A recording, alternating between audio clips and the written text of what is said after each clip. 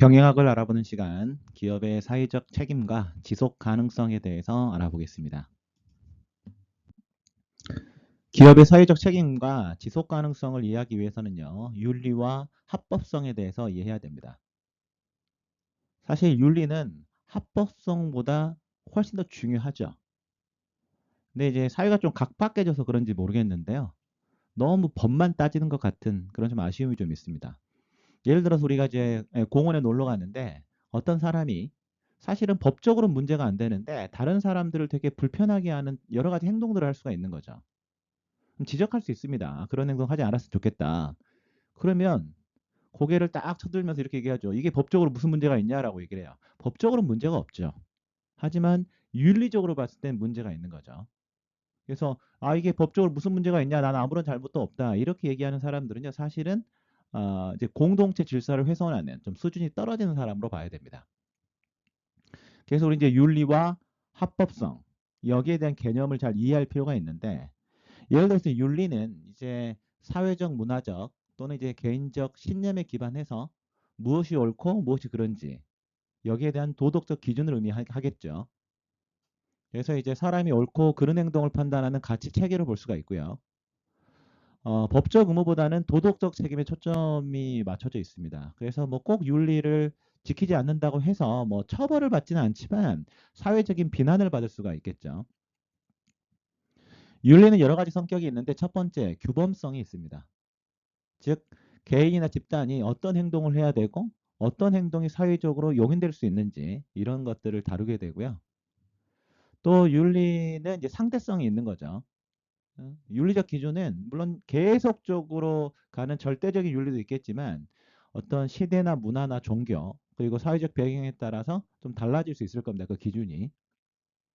그리고 윤리는 자율성이 있죠. 법이 강제력을 가지고 있다면 윤리는 개인과 조직의 자율적 판단에 기초해서 우리는 이제 활용되게 될 겁니다.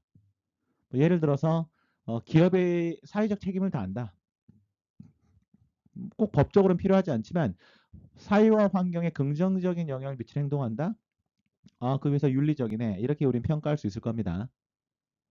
그리고 굳이 안 해도 되는데 내가 진실을 말하는 것, 법적으로 의무는 아니다 하더라도 기본적으로 진실을 말한다라고 하는 것은 윤리적 관점에서 매우 중요하겠죠. 이런 것들이 윤리라면, 합법성은 이제 국가의 법 체계에 의해서 규정된 법률이나 규정을 따르는 거죠.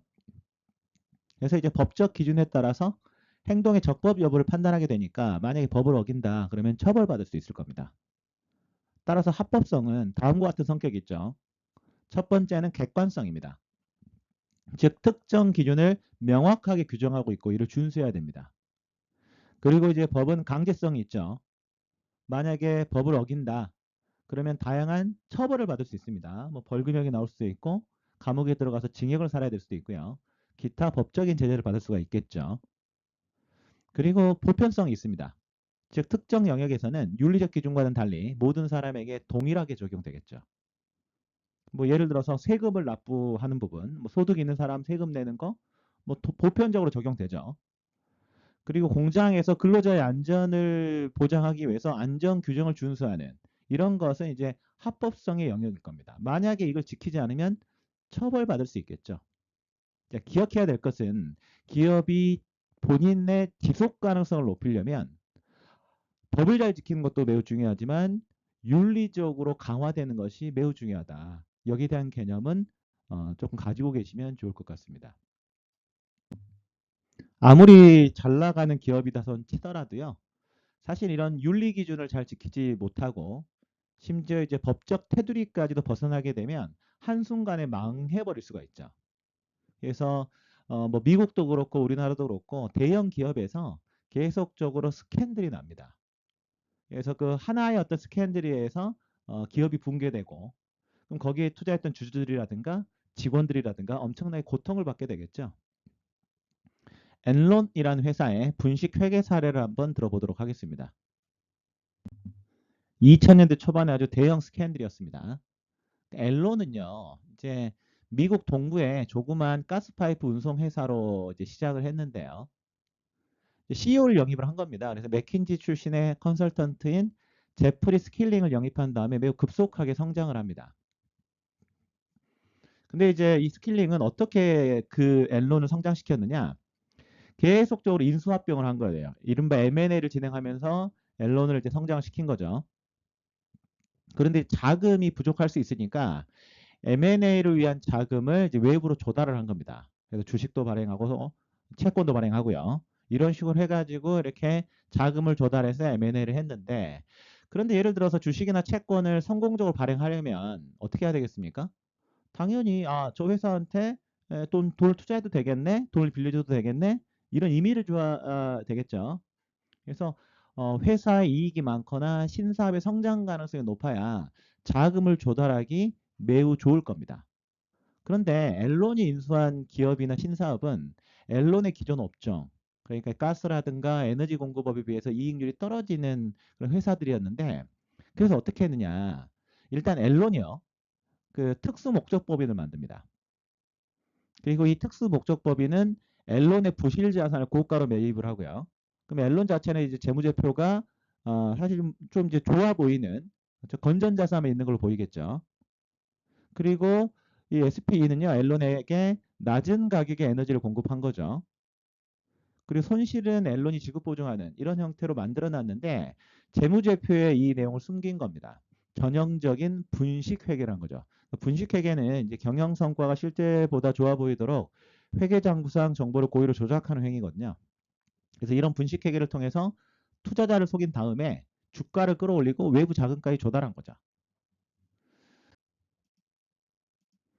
앨런이 분식 회계를 한 이유는요, 인센티브가 존재했기 때문에 그렇습니다. 그러니까 이제 앨런은 이제 원래 에너지 공급 기업이었는데 스킬링의 지위 아래 에너지 거래 기업으로 변신을 했죠. 그래서 앨런은 에너지와 관련된 파생 상품을 일단 최초로 설계하고요. 이 파생 상품 거래 시장을 조성을 했습니다.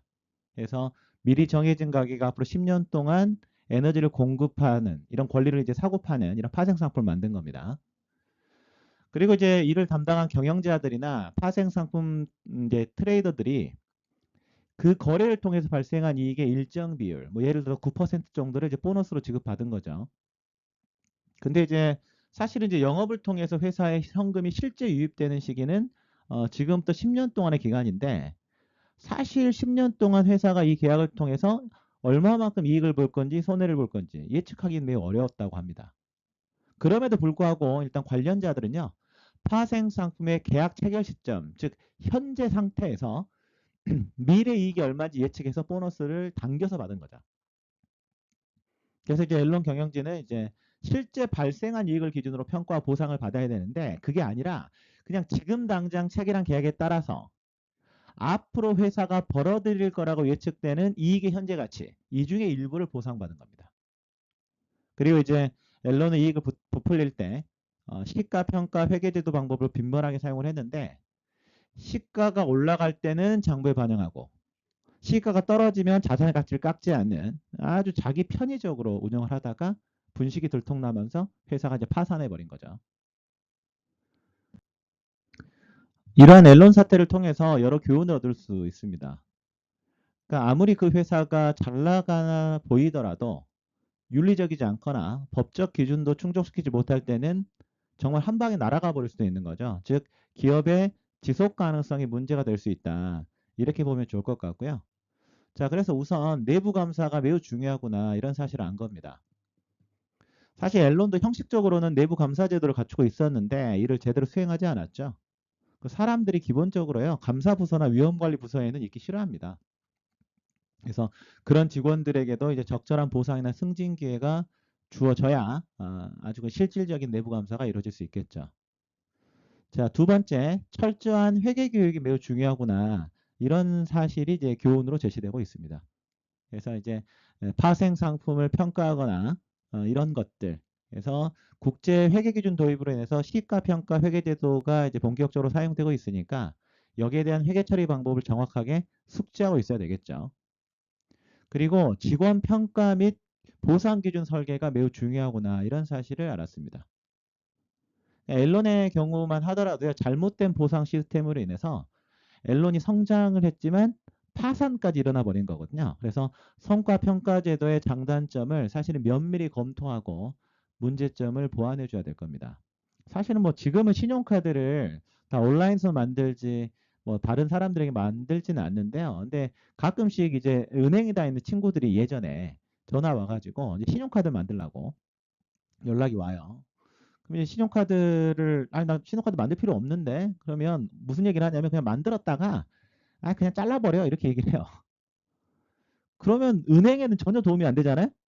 그렇죠? 신용카드를 만들어서 쓰게 하려고 사실은 이제 직원들에게 이렇게 신용카드를 만들라고 시킨 건데 그런데 오히려 전혀 도움이 안 되는 그러니까 본인의 인사고과에는 도움이 되지만 실제적으로 그 은행에는 오히려 손해만 끼치는 이런 일들이 결국 이제 직원 평가나 보상 기준이 잘못 설계되어 있기 때문에 이제 그렇게 되는 겁니다. 그러니까 신용카드를 많이 만들게 하는 게 아니고 얼마를 쓰게 하느냐 이게 훨씬 중요한 건데 그래서 이러한 어떤 보상 기준에 대한 설계 이게 중요하구나 이거 다시 한번 느끼게 됐었고요. 마지막으로 윤리 교육이 매우 중요하다라는 사실을 알려줬죠. 아무리 완벽한 제도를 만들더라도 탐욕이 앞서는 순간 그 제도를 피해갈 수 있습니다. 그래서 윤리 의식을 높이기 위한 어떤 그런 노력이 필요할 겁니다. 사실 이 앨런 사태 때 또 망한 회사가 있어요. 어디냐면 사실 앨런의 회계를 맡았던 회계법인이 아서 앤더슨이라는 이제 회계법인이거든요. 그러니까 앨런이 파산하기 훨씬 전부터 앨런의 회계 문제가 있다. 이 사실을 알고 있었지만 마찬가지로 본인의 이득을 위해서 그걸 감춘 겁니다.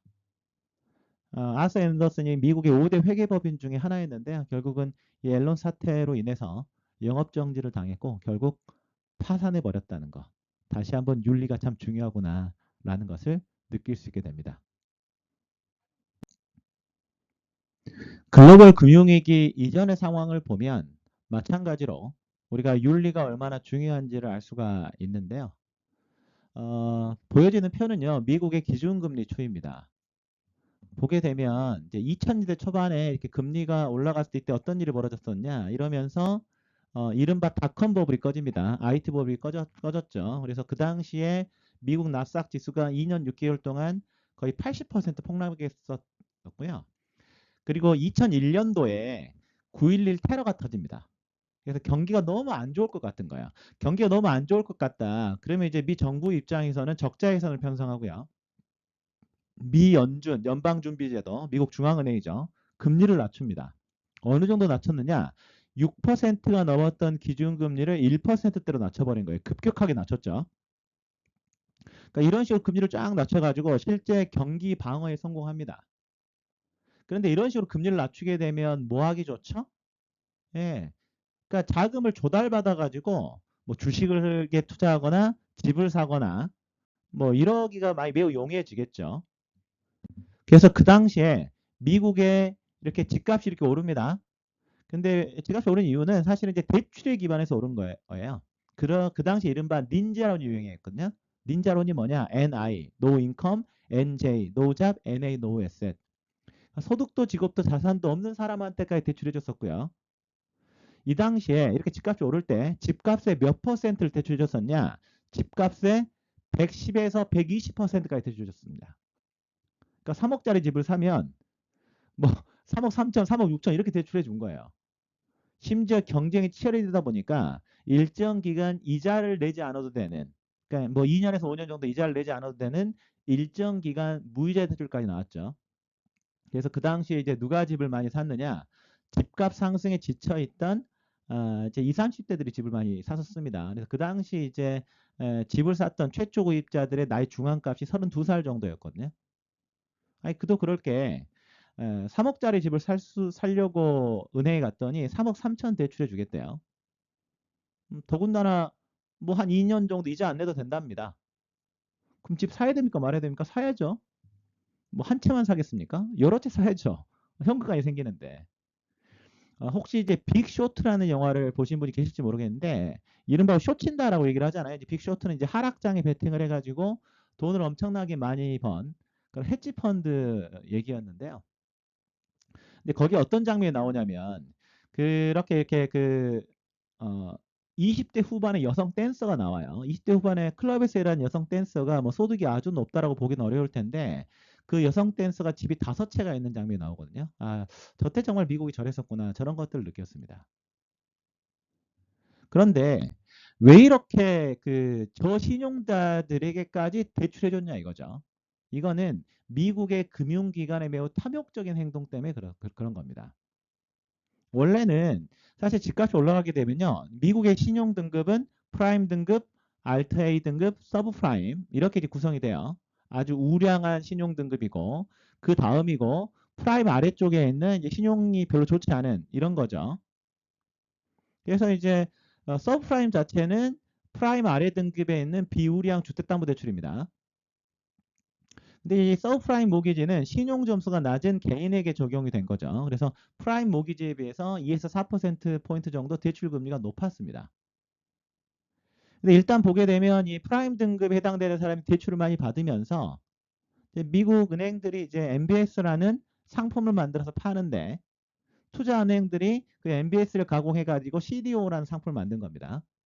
그래서 상대적으로 수익률이 매우 좋았다 그래요. 재미를 본 거죠.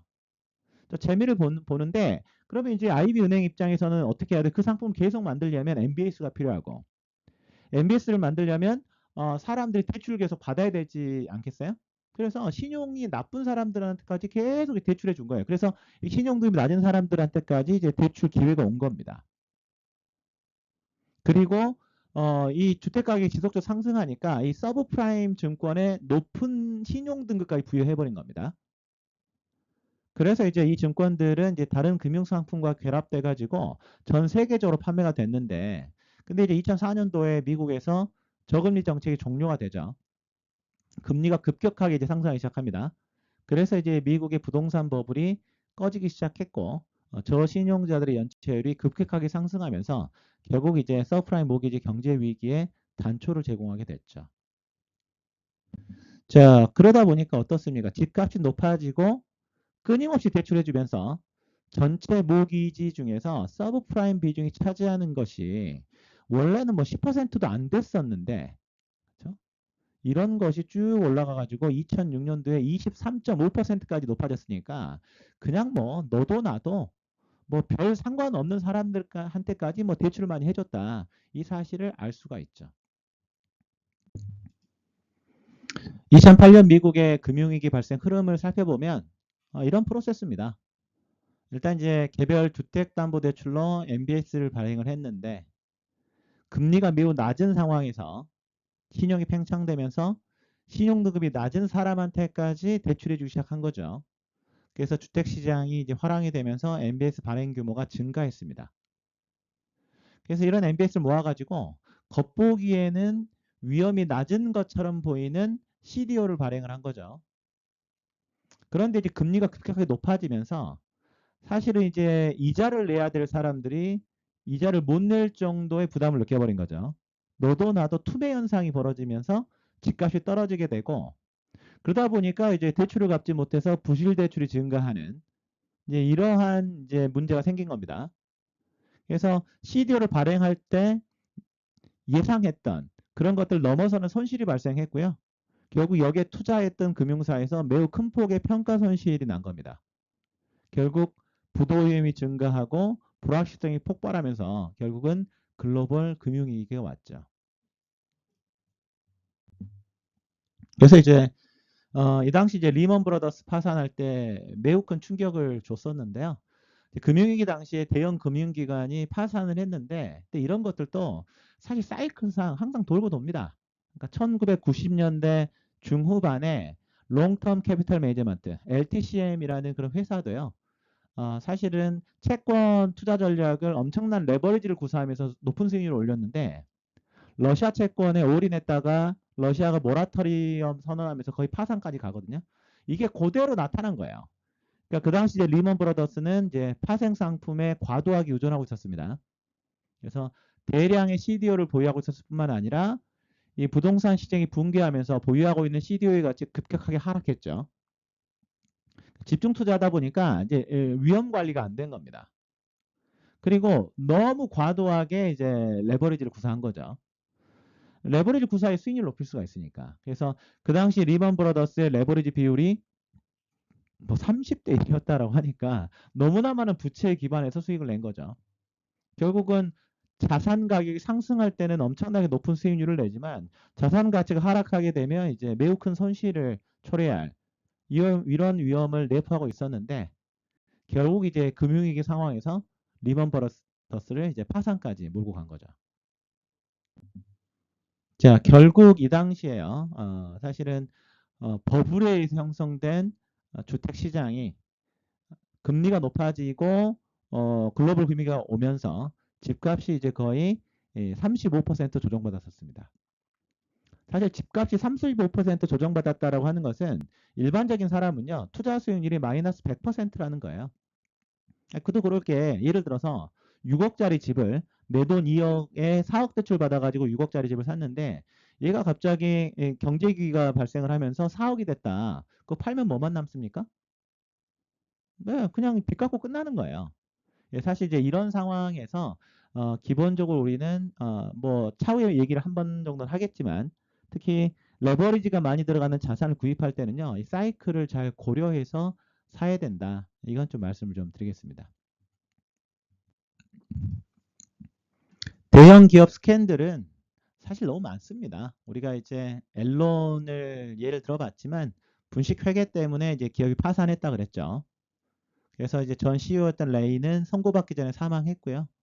그리고 CF였던 패스트는 4년 복역한 다음에 2011년에 출소를 했고, 그리고 이제 제리 스킬링 같은 경우는 이제 24년형을 선고를 받고, 그리고 이제 앨런 사기 피해자들에게 4,200만 달러를 주는 대가로 형이 좀 이제 줄었다고 합니다. 월드컴도 유명한데요. 월드컴도 이제 고의적인 회계부정, 즉 부채를 공개하지 않고 받지 못한 수익을 거시로 계산을 했는데 그래서 회사는 이전보다 거의 이제 100억 달러 더 많은 수익을 내는 것처럼 조작되거든요. 그래서 직원이 3만 명이었던 회사가 파산하고 투자자에게 1,800억 달러의 손실이 발생하게 됩니다. 이것 때문에 이제 상장 기업의 재무보고 정확성을 높이기 위한 규정과 이제 법률이 만들어지게 되는데요. 2002년도에 이제 사벤즈 옥슬리법 그래서 회계 기록을 조작한다거나 아니면 이제 주주를 기만하는 이런 행위에 대해서는 이제 처벌을 강화하는 이런 게 있었습니다. 그리고 이제 티코, 프레디, 리먼 브라더스 이런 것들도 이제 대형 스캔들을 볼 수 있고 최근에는 이제 버나드 매도프 투자증권 그래서 이제 버니 메이도프 자체가 사상 최대 규모의 이제 이른바 다단계 폰지 사기로 인해서 투자자들을 속여가지고요 648억 달러의 이제 부당이득을 챙긴 사건인데 이 메이도프는 150년형 그리고 1,700억 달러의 이제 배상 이제 이런 부분들이 이제 문제가 됐다 이렇게 보시면 되겠습니다.